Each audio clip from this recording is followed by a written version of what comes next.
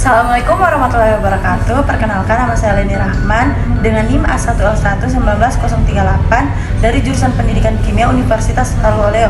Kali ini saya akan membahas tentang proses fotosintesis pada reaksi terang.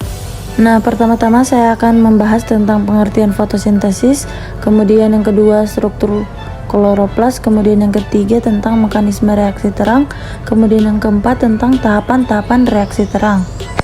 Nah, yang pertama-tama yang perlu kita ketahui adalah apa sih pengertian dari fotosintesis itu? Fotosintesis adalah suatu proses biokimia pembentukan karbohidrat dari bahan anorganik yang dilakukan oleh tumbuhan, terutama tumbuhan yang mengandung zat hijau daun, yaitu klorofil.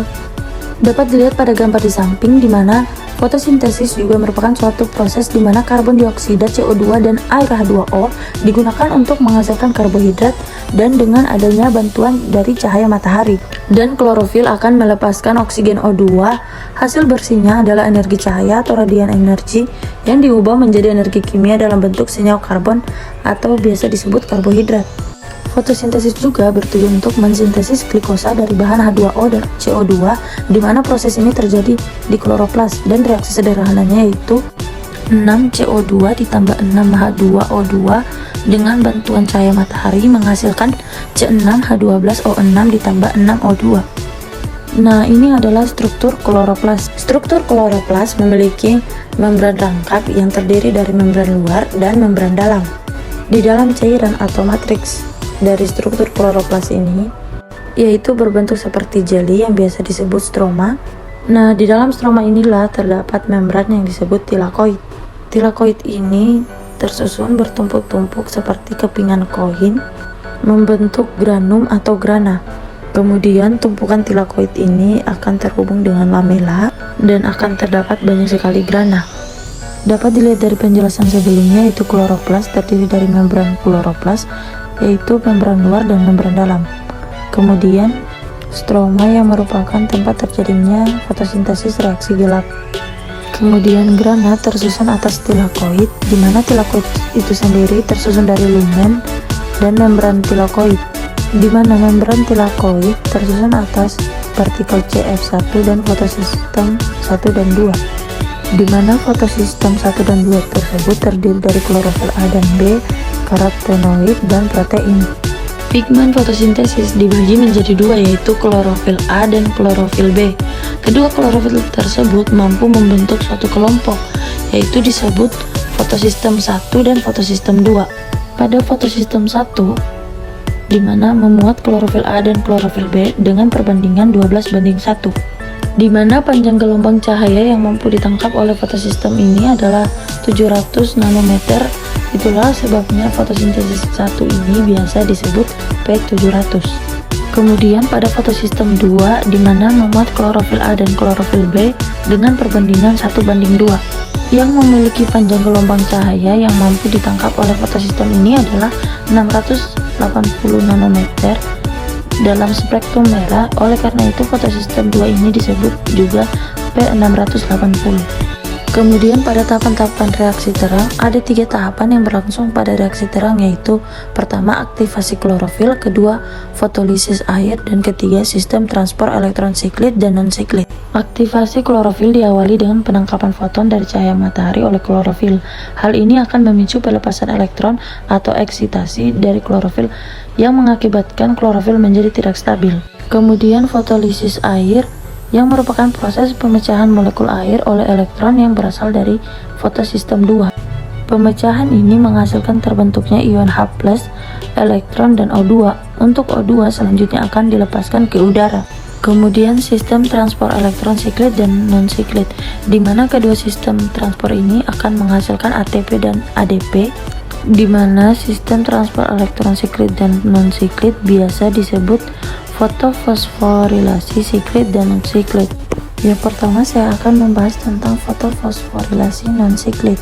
Pada transport elektron non-siklit, fotosistem yang dilibatkan adalah fotosistem 1 dan fotosistem 2 atau biasa disebut P680 dan P700, dan menghasilkan ATP, NADPH, dan O2.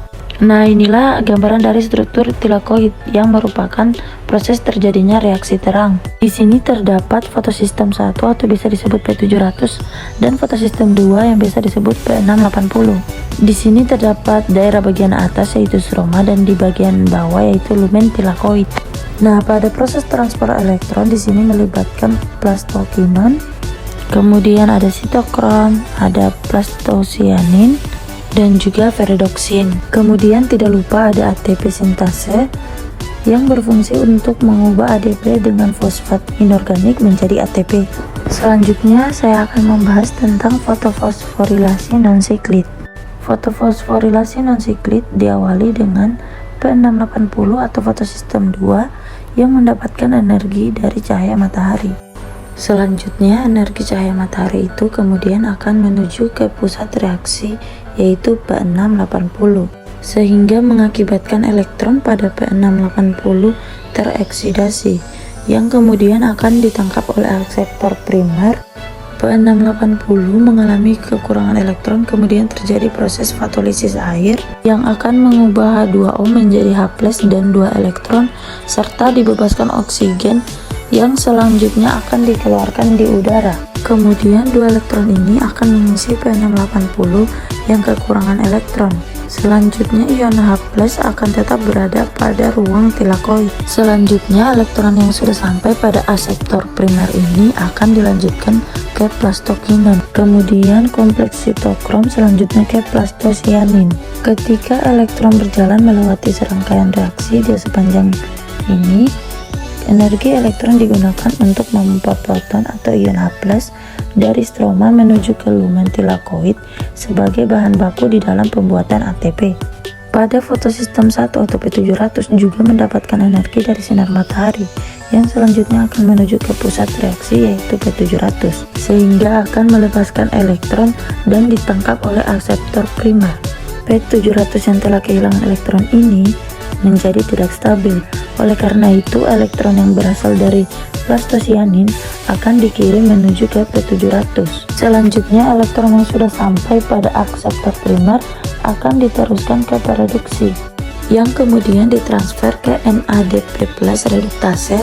Elektron ini bersama NADPH ditambah 2H+ akan mengalami reaksi dan menghasilkan NADPH ditambah H+. Jadi pada reaksi fotofosforilasi non-siklit ini akan dihasilkan ATP dan NADPH ditambah H+ yang selanjutnya akan digunakan pada reaksi gelap. Selanjutnya itu transport elektron siklit yang diawali dengan terangkutnya P700 oleh beberapa akseptor dan kembali lagi ke P700. Itulah mengapa proses ini hanya melibatkan satu fotosistem. Transport elektron siklit menghasilkan ATP tanpa NADH dan O2. Pengertian siklit yakni elektron yang mengalami perputaran kembali ke pusat reaksi. Jalur ini disebut siklit karena elektron bertenaga tinggi yang meninggalkan klorofil pusat reaksi kembali ke pusat reaksi tersebut setelah melalui rantai elektron. Kemudian pada proses fotofosforilasi siklit yang diawali dengan fotosistem 1 atau P700 yang mendapatkan energi dari cahaya matahari. Selanjutnya, energi cahaya matahari akan berjalan menuju ke pusat reaksi pada P700 yang mengakibatkan pelepasan elektron yang akan mengalami tereksitasi yang kemudian akan ditangkap oleh akseptor primer. Elektron yang sudah ditangkap oleh akseptor primer tadi selanjutnya akan diteruskan ke pereduksin yang kemudian ke plastoquinon, kemudian ke kompleks sitokrom yang selanjutnya akan menuju ke plastosianin dan elektron akan kembali lagi ke P700 atau fotosistem 1. Pada proses pemindahan ini tenaga elektron akan berkurang dan pada akhirnya akan kembali lagi ke pusat reaksi sebagai elektron yang bertenaga lemah. Sebagian energi tadi digunakan untuk memompa proton atau H+ ke lumen tilakoid untuk dikonformasi sebagai ATP secara geniosmotik. Jadi di sini akan terbentuk ATP dari perubahan ADP dan fosfat inorganik oleh ATP sintase. Nah, itulah tadi penjelasan mengenai proses fotosintesis dari saya. Sekian dan terima kasih. Wassalamualaikum warahmatullahi wabarakatuh.